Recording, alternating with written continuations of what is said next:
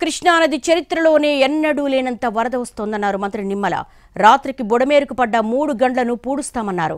కరకట్టపై మంత్రి సత్యనారాయణరాజు బిల్డింగ్ దగ్గర షట్టర్కు గ్రీస్ కూడా పెట్టలేదన్నారు. ఇక ప్రకాశం బ్యారేజ్ గేట్లకు బోట్లు తగలడంతో కొంతమేర డ్యామేజ్ అయ్యాయన్నారు మంత్రి నిమ్మల.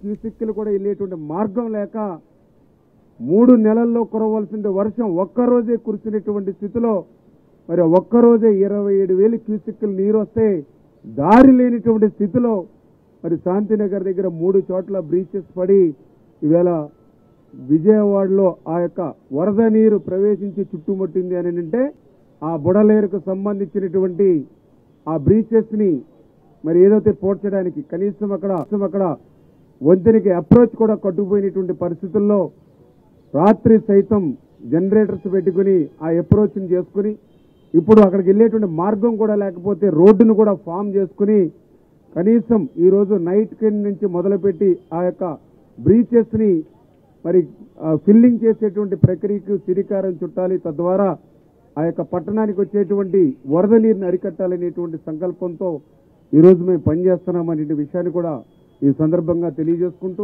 ప్రెజర్కి ఏదైతే ఆ షట్టర్ డోర్ తెగి అది కొట్టుకుపోయినటువంటి దుస్థితి. దాంతో మళ్ళీ మేము ఏదైతే ఆ కర్రగట్టుకు సంబంధించినటువంటి ఆ డోర్స్ని అంతా కూడా రిపేర్ చేసి ఇవాళ దాన్ని కంట్రోల్ చేసుకోగలిగాం. అట్లీస్ట్ ఒక 75%.